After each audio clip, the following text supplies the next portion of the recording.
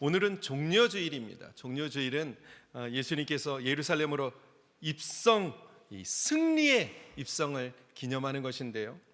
지금 이스라엘 백성들은 정말 엄청난 기대감과 흥분에 차 있습니다. 얼마 전에 예수님 물고기 2마리 떡 5개 가지고 남자만 5,000명을 먹이셨어요. 그 자리에 있었어요. 안 못 보는 사람, 다리 저는 사람, 온갖 연약하고 병든 자들을 다 일으켜 세우셨어요. 고치셨어요. 귀신 들린 사람을 다 고치셨어요. 게다가 이미 죽었던 그 나사로를 살리셨어요. 백성들은 예수님의 이 놀라운 기적을 현장에서 진짜 보고 그 떡도 먹고 물고기도 먹고 내가 막 병이 났고 우리 식구의 병이 낫는 것을 직접 목격했어요. 그래서 그들은 이런 생각을 했습니다. 야, 저분이 우리의 왕이 됐으면 좋겠다. 예수님이 우리의 왕이 되시면 우리는 진짜 굶어 죽지는 않겠구나. 그런데 그 예수님이 예루살렘 성으로 입성하신다는 거예요. 백성들이 난리가 났어요. 막 거리로 뛰쳐나와서 겉옷을 벗어서 그 길을 만들고 종려나무 가지를 흔들며 외칩니다. 호산나 다윗의 자손이여 우리를 구원하소서. 호산나 호산나. 호산나는 이제 우리를 구원해 주세요 라는 뜻입니다. 그래서 종려주일은 환호와 기쁨과 승리의 노래로 가득한 날이 맞습니다. 그런데 여러분, 이제 바로 우리 예수님 내일부터 그 고난의 길을 걸으셔야 돼요. 십자가에 달리셔야 합니다. 그래서 종려주일은 분명 승리와 기쁨의 날이지만 슬픔과 고난이 교차하는 날입니다. 제가 대학교 시절에 이제 성악 레슨을 받는데 우리 교수님께서 저한테 이런 말씀을 하세요. 우리가 기쁜 감정으로 이렇게 노래를 부를 때 있잖아요. 근데 그 기쁜 감정이 하나가 아니라 여러 가지일 수 있다는 것이죠. 전쟁이 났어요. 남편과 아내가 이제 도망치는데 남편이 아내의 손을 붙잡고 이끌고 가는데 아내는 한 손에는 남편의 손을 잡고 다른 한 손에는 갓난아이를 껴안고 달리는 거예요. 근데 갑자기 쾅 하는 소리와 함께 기절하고 말았습니다. 눈을 떠보니까 남편이 죽어 있는 거예요. 순간 밀려오는 이 슬픔을 주체할 수가 없는 거죠.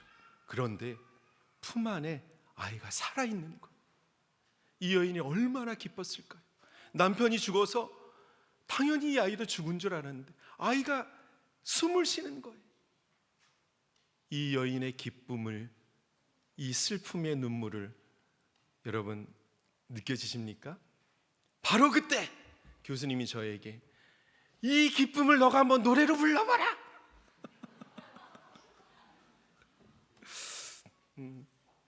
어쩌면 종려주일은 그런 기쁨과 슬픔이 이렇게 뒤섞여 있는 날인 것 같습니다.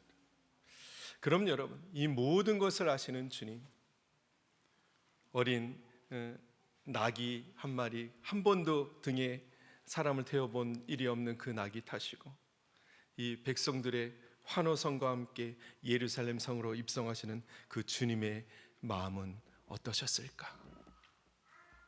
지금은 그들이 종려나무 가지 흔들고 호산나 호산나를 외치지만, 환호하지만, 기뻐하지만 이제 바로 며칠 후에 예수를 십자가에 못 박아라 외칠 거예요. 그 사람들이 바로 그 사람들이. 그걸 아시는 주님의 마음은 어떠하셨을까? 그렇게 종려주일이 지나고 그 다음 날이 되었습니다. 오늘 본문 12절 말씀이에요. 우리 다 함께 읽습니다. 시작. 이튿날 그들이 베다니에서 나왔을 때에 예수께서 시장하신지라. 종려주일 다음 날 아침, 월요일 아침이죠. 예수님께서 시장하셨어요. 배가 고프셨어요. 그런데 저쪽에 무화과 나무 한 그루가 있었습니다. 잎이 무성했어요. 혹시 열매가 있을까 하여 가셨는데 열매가 있었을까요? 없었을까요? 열매가 없었어요. 그런데 예수님 그 열매 없는 나무를 향해서 이런 말씀을 하세요. 14절 말씀 시작. 예수께서 나무에게 말씀하여 이르시되 이제부터 영원토록 사람이 내게서 열매를 따먹지 못하리라 하시니 제자들이 이를 듣더라. 여러분, 열매를 맺어야 할 나무가 영원히 그 열매를 맺지 못한다면 무슨 쓸모가 있겠습니까? 땔감이나 되는 것이죠. 오늘 예배 섬긴 포도원 이름이 열매 포도원이. 여러분, 열매 포도원에 열매가 없으면 어떻게 해야 되겠습니까? 땔감. 농담이에요. 그런데 제가 이 말씀 보는데 한 가지 궁금한 게 생겼어요. 13절 말씀이에요. 13절 말씀 시작. 멀리서 잎사귀 있는 한 무화과 나무를 보시고 혹 그 나무에 무엇이 있을까 하여 가셨더니 가서 보신즉 잎사귀 외에 아무것도 없더라. 이는 무화과의 때가 아님이라. 13절 말씀을 가만히 보니까 무화과 나무가 너무 억울해. 이는 무화과의 때가 아님이라. 여러분, 성경을 보아도 전도서에 나와 있죠. 천하 만사에도 다 때가 있다. 웃을 때가 있고 울을 때가 있고 날 때가 있고 죽을 때가 있고 심을 때가 있고 심은 것을 거둘 때가 있다 하셨는데 지금은 무화과의 때가 아닌데 그걸 어떡하느냐 말이에요. 여러분, 예수님 좀 너무하신 것 아닌가요? 그럼 여기서 문제, 화면 보여주세요. 첫 번째 문제, 예수님은 왜 열매 없는 나무를 저주하셨을까요? 1번, 제자들에게 교훈을 주시려고. 2번, 배가 고파서 화가 나셨기 때문에. 3번, 뒤끝 장렬. 정답은 몇 번? 뒤끝 장렬? 정답은 1번, 제자들에게 교훈을 주시려고. 하여간 예수님 열매 맺지 못하는 이 나무를 저주하시고 예루살렘 성전으로 제자들과 함께 들어가십니다. 성전에 들어가 보니까 이건 과관인 거예요. 세상에 난리도 이런 난리가 없어. 성전은 하나님을 예배하는 곳인데, 하나님께 기도하는 곳이 성전인데 이건 성전이 아니라 시장이 되고 말았어요. 장사하는 사람들, 돈 바꿔주는 사람들, 비둘기 파는 사람들로 가득한데 시끄럽기는 얼마나 시끄러운지 예수님 장사하는 사람들을 다 내쫓으시고 그 상을 다 뒤집어 엎으시고 진노의 말씀을 하세요. 다음 우리 17절 말씀인데, 이번에는 우리 G2G 친구들만, 여러분이 예수님이에요. 예수님인데 화가 나신 예수님, 화가 나신 예수님으로 읽는 거예요. 아셨죠? G2G 친구들, 자 시작. 기도.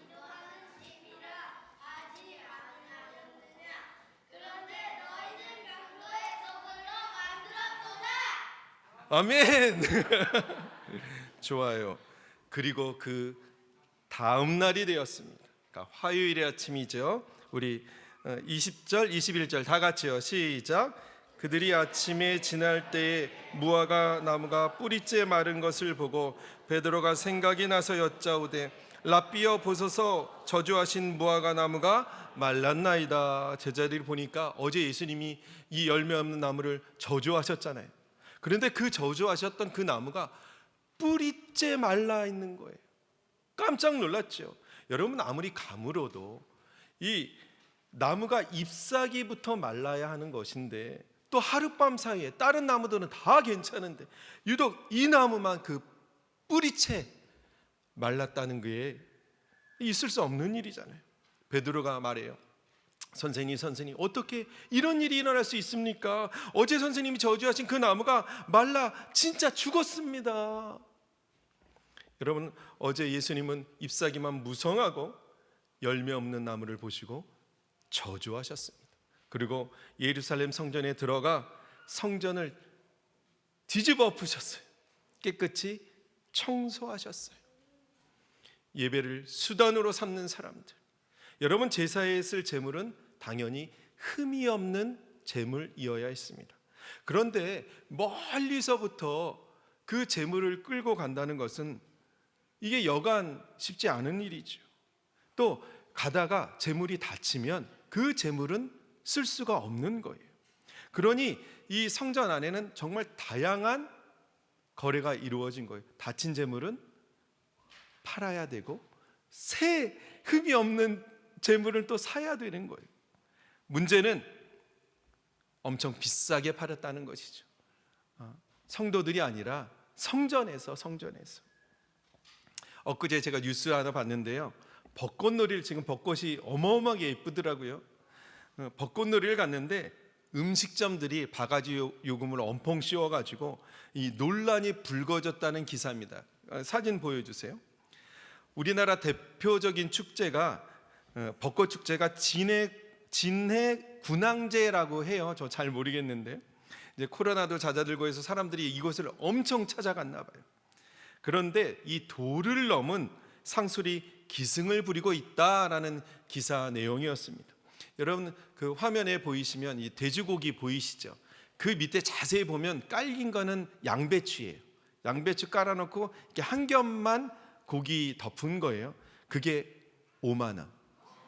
그 뒤에 파전 보이시죠? 그게 2만 원이래요. 우리는 그냥 와 그러지 그 사람들은 열 받는 거예요. 오죽하면 이게 기사에 떴겠습니까? 그런데 이런 장사치들이 예루살렘 성전 안에서도 기승을 부렸다는 거예요. 사실은요, 처음에는 좋은 의도로 시작했습니다. 여러분, 하나님께 제사하려고 사방에서 오잖아요. 어떤 사람은 일주일도 걸려서 오고, 먼 사람 한 달도 걸려서 1년에 한 4차례를 그렇게 했어요.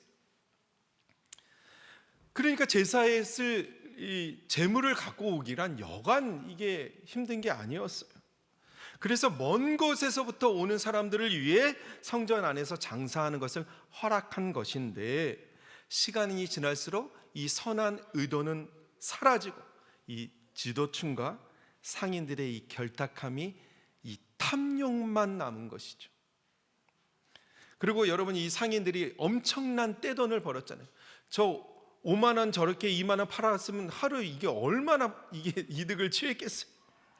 그러니까 우리가 성전 안에서 이렇게 돈을 많이 벌 수 있도록, 이 장사할 수 있도록 해준 제사장들에게 큰 돈을 상납했습니다.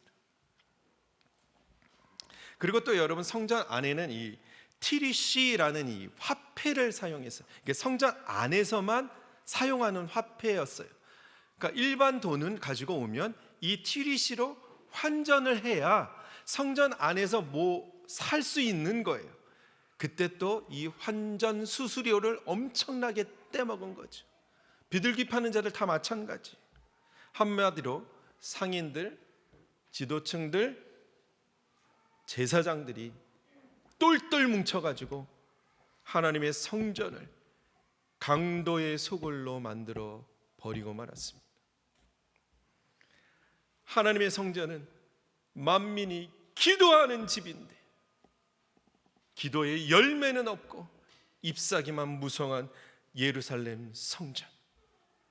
그렇다면 여러분, 열매 없는 나무는 누구를 말하는 걸까요? 예루살렘 성전. 열매는 없고 잎사귀만 무성한 예루살렘 사람들. 입술로는 믿는다 하면서 그 삶의 열매는 없고 형식만 남아 빈 껍데기뿐인 성도들. 삶의 예배가 없고 간절한 기도가 없고 주님과 그 심정을 통하는 기도가 없고 오히려 예배를 수단으로 삼는 성도들, 성도들을 수단으로 삼는 성도들. 잎사귀만 무성하고 그 실제의 삶에서는 그리스도의 열매를 맺지 못하는.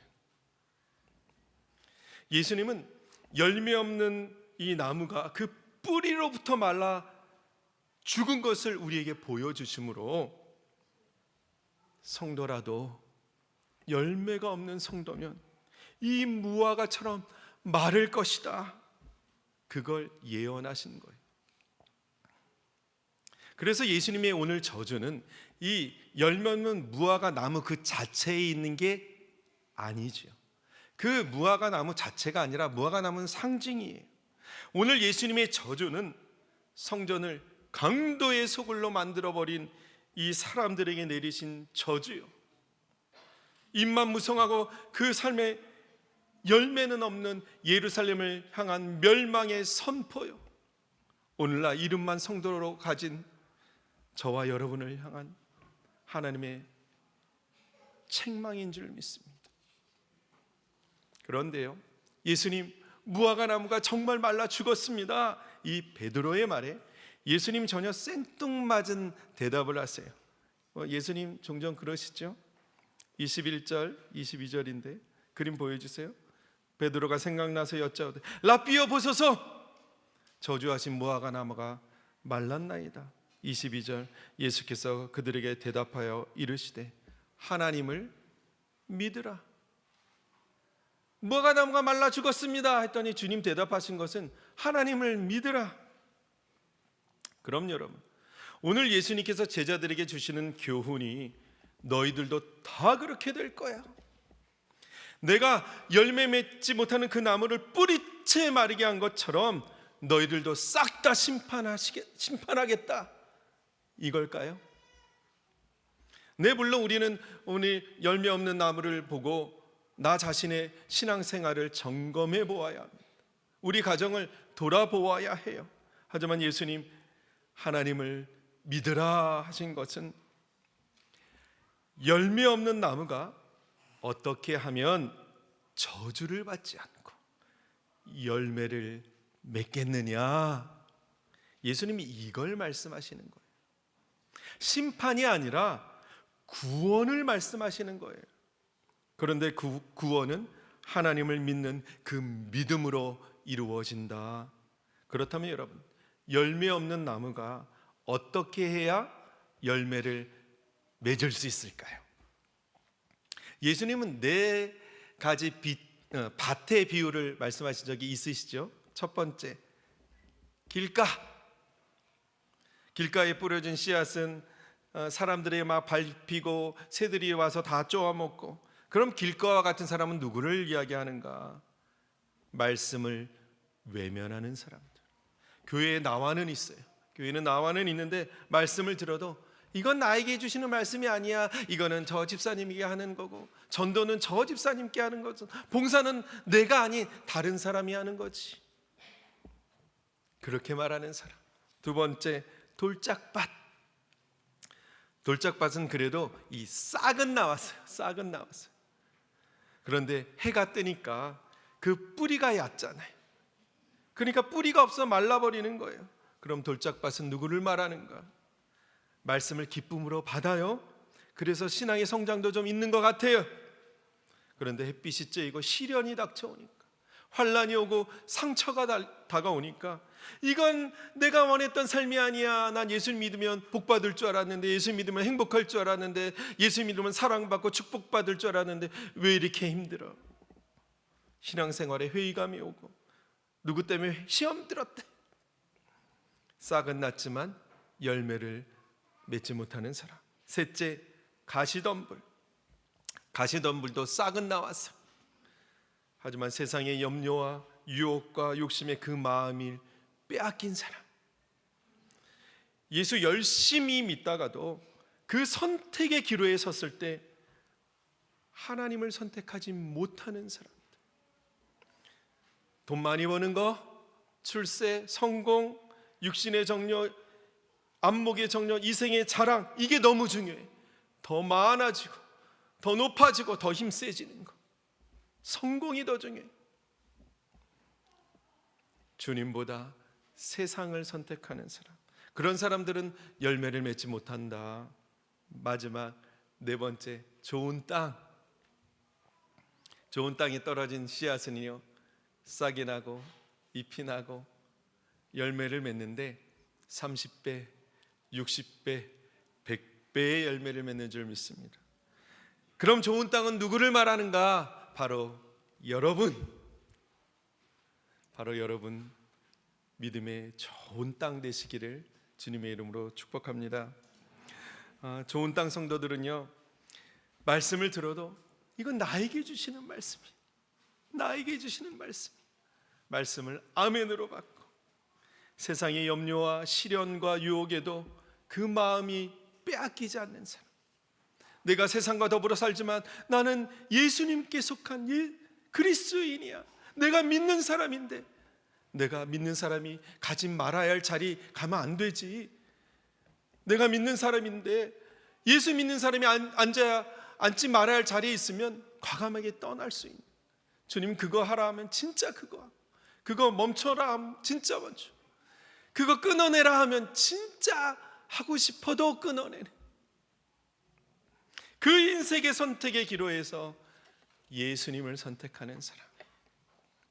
그럼 여기서 문제, 이 네 가지 밭 중에서요 여러분, 어느 밭이 열매를 맺었나요? 좋은 땅, 좋은 땅. 나머지 세 개의 밭은 열매를 맺지 못했습니다. 그 뿌리로부터 말라 죽고 말아요. 무려 4분의 3의 밭이 저주를 받습니다. 그럼 여러분, 이 네 가지 밭의 비유에서 예수님 우리에게 진짜 주시는 교훈은 뭘까? 열매 없는 밭들은 다 저주를 받아 다 말라 죽을 것이다, 이걸까요? 너희가 이 세 가지 밭에 속해 있다면 빨리 갈아엎으라는 거예요.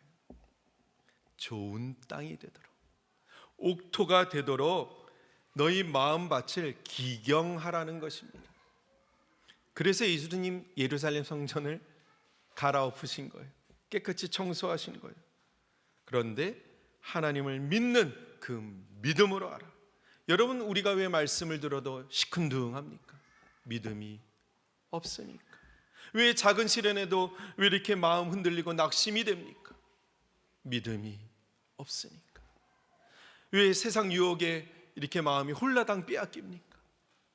믿음이 없으니까.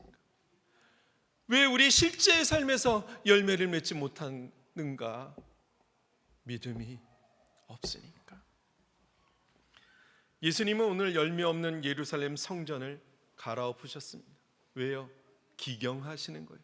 왜? 그래야 열매 맺을 수 있는 땅이 되니까. 그렇다면 여러분, 예수님은 예루살렘의 성전을 갈아엎으셨어요. 열매 맺도록 기경하셨어요. 그렇다면 우리 몸도 예수님 내 안에 계시는 성전인데, 여러분의 성전은 어떤 상태입니까? 길가, 돌짝밭, 가시덤불과 같은가요?